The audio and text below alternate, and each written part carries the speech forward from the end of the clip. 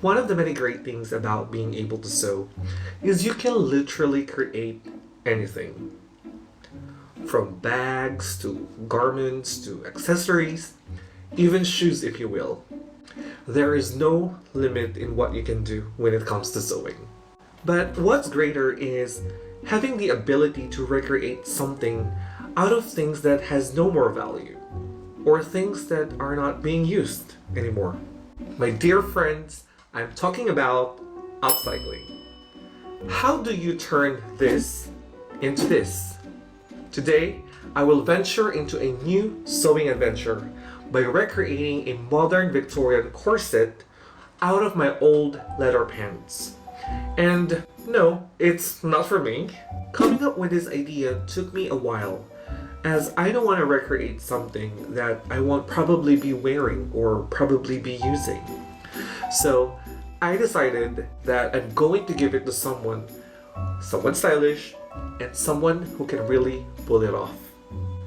Funny story though, this pair of leather pants was gifted to me by the same person I'm making it for.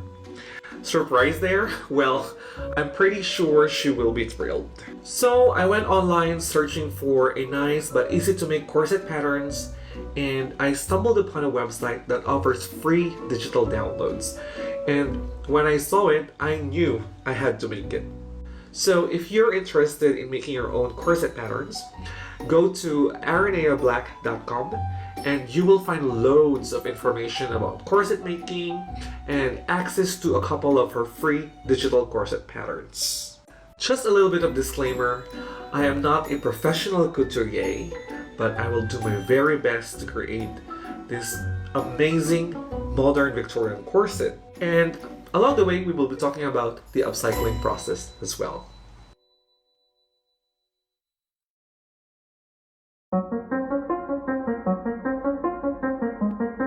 So before getting into sewing, I had to cut out all my pattern pieces first.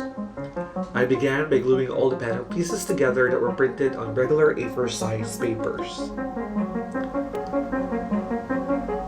I cut them down to the size I will be working with, and by also leaving room for seam allowances as well.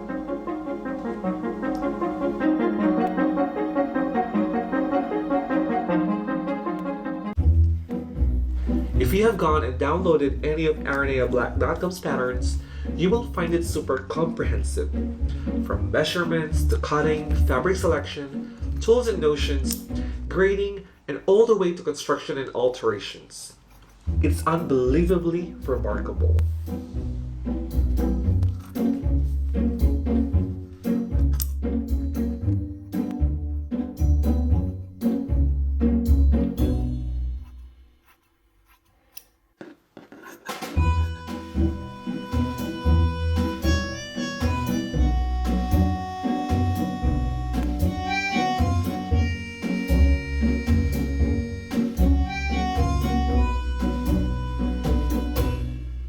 Once all the pieces were cut, I proceeded in tracing out the patterns using a tailor's chalk onto the wrong side of the fabric, labeling them and making sure that I am aligned with the grain line. Though, I am not sure if this letter has a grain.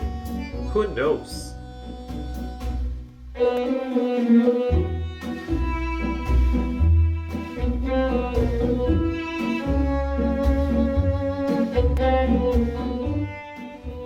If you had the pleasure of working with leather, you would know that you cannot use pins on leather. A rotary cutter and some pattern weights will work great, but I still prefer drawing chalk lines on my fabric and cutting them down with my scissors.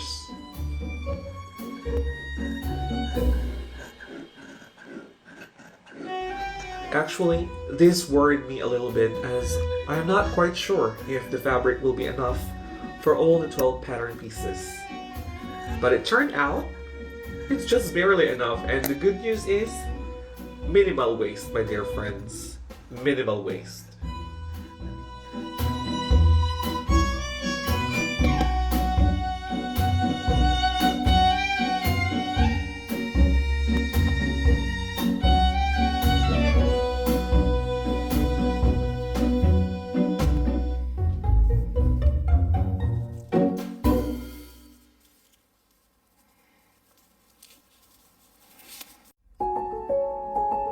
I have managed to cut all the pieces for the corset from the leather fabric, from the leather pants, and I have labeled them according to the way they're going to be sewn. So this is number 1.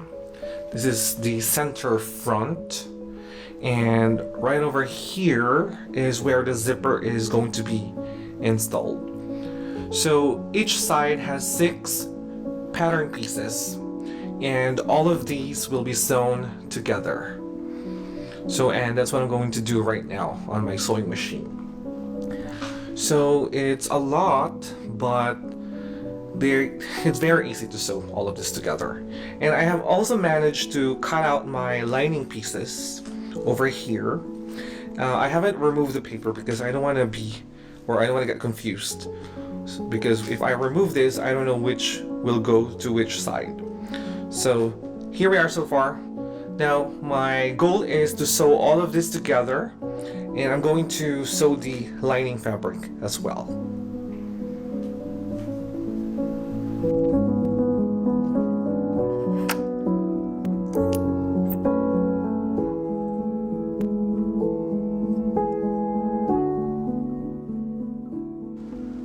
Upcycling, also known as creative reuse, is different from recycling, as it is the process of transforming unwanted products to new and useful items.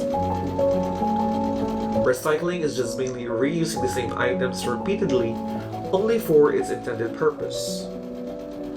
According to statistics, 85% of unwanted clothes end up in landfills, which is equivalent to millions of kilos of textiles alone. Sadly, fast fashion is one of the main culprits in this environmental crime. And I am guilty to say that I too participate in fast fashion.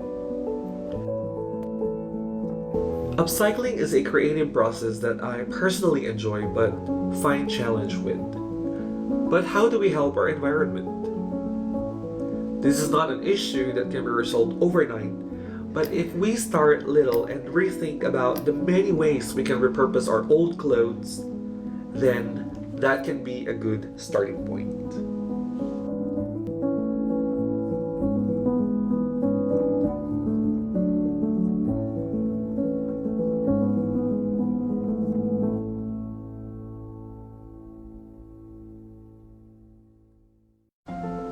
Once all the pieces are sewn, it is time to press the seams flat, if that is possible with leather.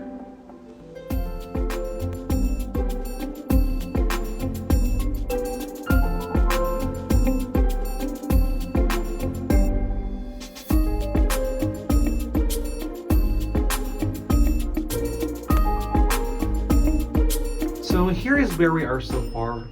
I was able to sew all of these pieces together, the fake leather from the pants and the lining pieces as well. So as you can see, no matter how hard I try to iron this leather piece or these leather pieces, it doesn't want to lay flat. However, I think once I've sewn the boning channels to it, it's going to look flatter, and that's my goal, because no matter how hard I try to press them flat, they don't want to. That's the beauty of working with leather. So what I'm going to do next is I'm going to open up the seams, and I'm going to get like a strip of bias tape, and I'm going to sew them down right onto the center of the seam, and this will actually create the boning channels so that we can insert our boning.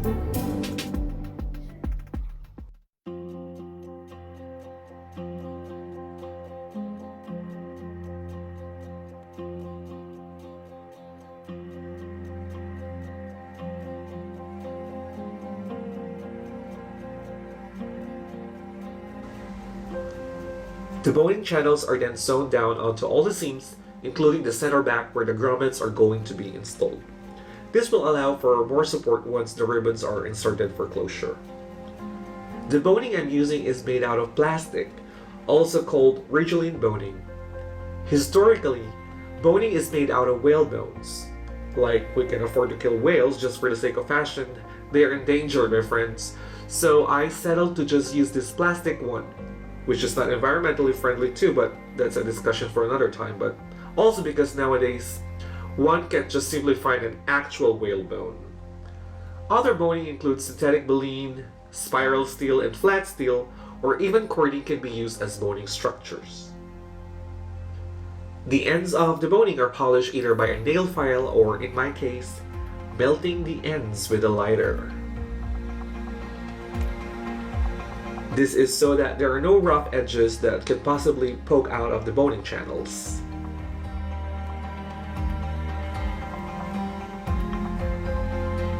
Once this is all done, the boning strips are inserted into the boning channels.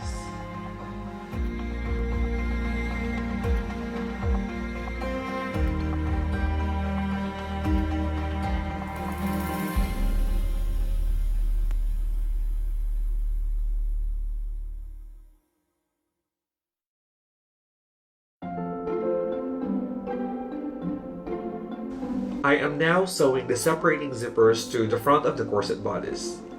This is done by placing one side of the zipper tape, right side facing down, aligning the edges of the center front. This is going to be stitched down using a zipper fit.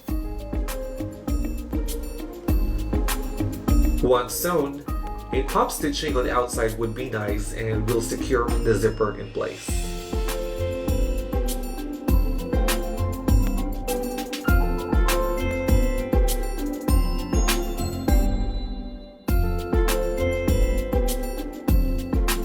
Next up is the lining fabric. The lining fabric is sewn by placing it right side onto the right side of the corset, aligning only the zipper and the center front. The lining will eventually be placed into the inside of the corset with its right side on the outside. I know that's a bit confusing, but I hope you get the idea. Oh, I am glad I'm almost done. To finish the edges of the corset, I am sewing in strips of bias binding to enclose all the raw edges together. This is one tricky part as I will have to ensure that the ends of the binding are folded to the inside and neatly sewn into place. This is to avoid having loose threads hanging from the corset.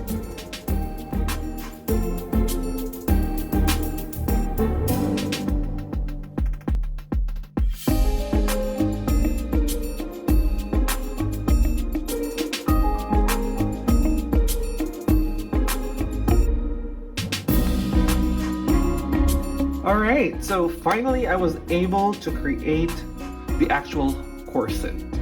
So I have installed the zipper in the center. I have lined it already. Oh, excuse those cat hair going all around. And I was able to sew in the binding all over. So the final step is to actually attach our grommets. So I'm gonna install the grommets and we'll go over to my friend's house and let's see how it looks on her. So, see you.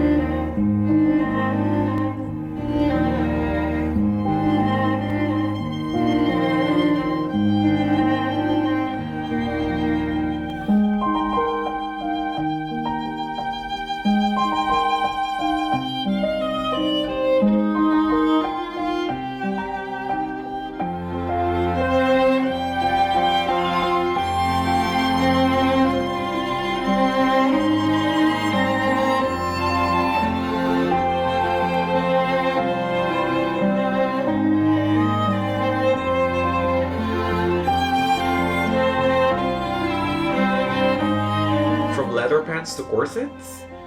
Can it be more couture than this? Upcycling can be couture, you know. I personally enjoyed this process and this sewing adventure. Now, my leather pants doesn't have to just sit somewhere and be forgotten. It can be worn, alas. My dear friends, I'm urging you to share your upcycle projects by tagging Brother Middle East and Africa on Facebook or Instagram. And if you made it until the end of this video, good for you. Once again, my name is Julius from Sew It's Your Style, and thank you very much for joining me on this mildly chaotic sewing adventure.